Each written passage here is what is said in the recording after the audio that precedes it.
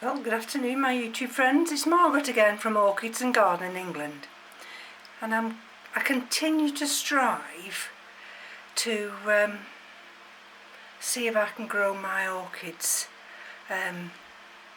without killing them. This is Tolumnia Peach, and I've got, this was a gift, I've got one that's grown in one of these unusual pots. Excuse the noise, one of these unusual pots, and so the bit that was in there unfortunately didn't make it. These two I'm going to show you now were in the terrarium, and so not all orchids are suitable for the terrarium, as I've come to find out, but until you try. So excuse me, can you see that there? That, can you see that there? I put them in these little antique terracotta pots from Mark, and all I've got in there is rock wool and stones, and I use one of these little rabbit feeders just to moisten the rock wool, so they never ever actually wet.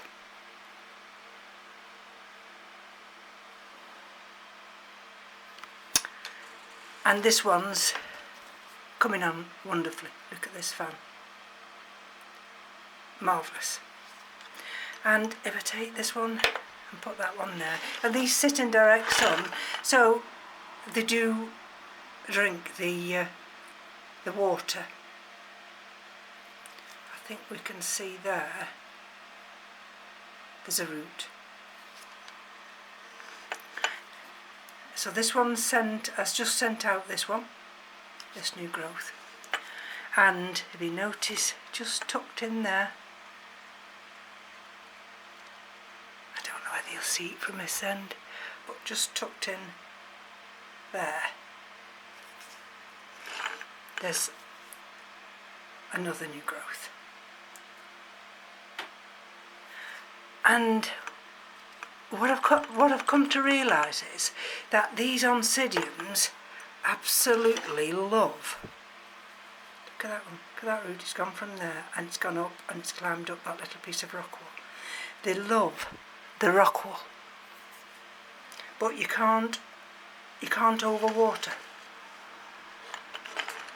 but they do like the rock wool. Now this one is another Tolumnia, and if you remember, this is Tolumnia, will it focus, scandens, and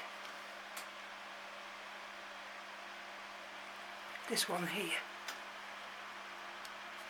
Come on now, focus.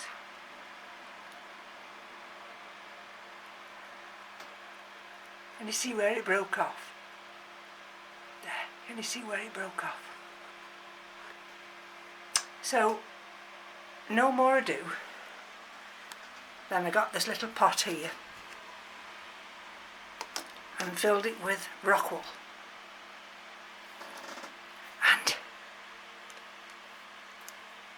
Can you see that root? So not only has that root extended, it's extended and it's going down. So I'll put that back over. Now if you notice, this is quite dry to the touch, but I won't do anything with that today. Tomorrow I just lightly spray, just so that I can see the water running down. Now you see this piece here is the other piece that fell off, and I'm not sure yet whether that's sending out any roots, and that's in rock wool. So what I've done today, just hold on, Now I'm going to bring these down onto the table. Now these are the Stelis argentata,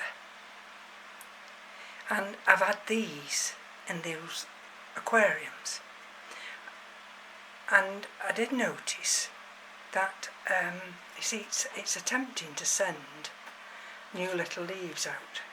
Can you see? But then they get this far, and then what's been happening is there's another one there, just under there. When they get so far up, they've been rotting off,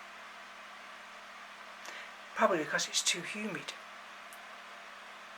And so what I decided to do today, these little cocktail glasses, I'll lift it up, can you see? I've put some rock wool in, can you see that's the Phragmipedium pots, and I've put some water at the bottom so there's humidity, and I've placed these little Stelis just on the top of that rock wool. And again, like with the Tolumnias, I'm hoping that they will be able to set root. They've no roots yet, and that's why I know I couldn't leave them in the terrariums. So this is the terrarium that the two Stelis came out of. And if you remember, I'd already introduced this bulbophyllum here. And that sent roots out everywhere. And you see the roots into that live moss. So this morning I've had, you see that little bit of a leaf? That's Scaphoglottis, I believe. I'm not sure. But I've got another no ID bulbophyllum here. And I've decided to place this within the terrarium. And let's see, I mean those leaves are just tucked under there, but let's just see how that's the back of the leaf. But I'm hoping by tucking it in there and have the humidity, this may well grow on as well.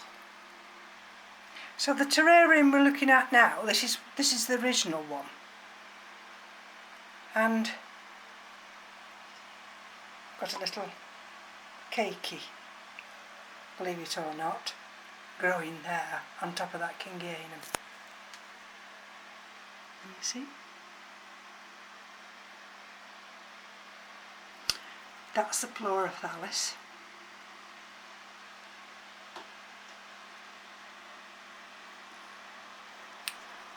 And that's the Magnetic tucked down there. That's the Restrepia. And there's all that moss. I don't do much with this. Look, the moss is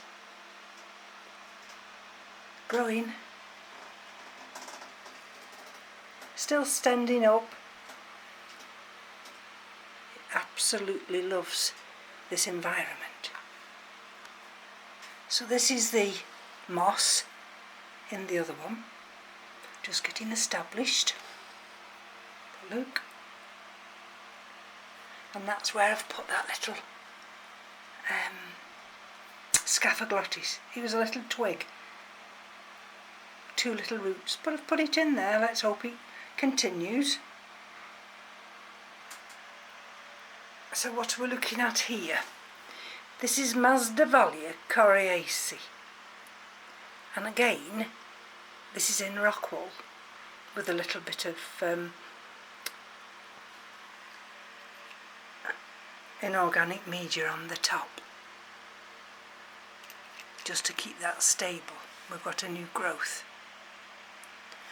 And here's another one. You see the little tiny pot with it in, and that's the new growth there. Sorry about that. So these are still adjusting, but I'm hoping to do a swap with either one or both of these. There's the mother plant there, doing very well.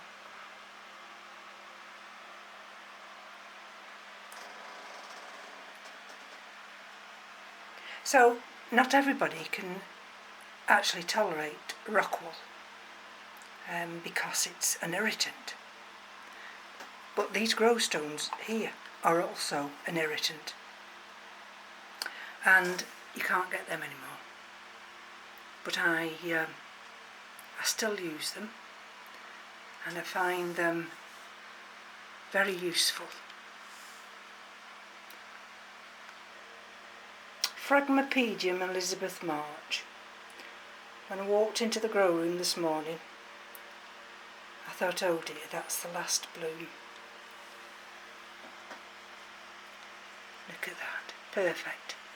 But then I've noticed there is still one of the inflorescences producing another bud. The other, because I'd got two spikes, well, the other spike, that's definitely finished now. And then of course we've got Vanda Falcata, highly fragrant even at this time of the day. And the Leodoras, although a couple of the blooms you can't see, but they're also fragrant. Absolutely gorgeous. They never turn the way that you want them. But never mind. So thank you for joining me. And I think it might be the catasetums next. Take care now. Bye bye.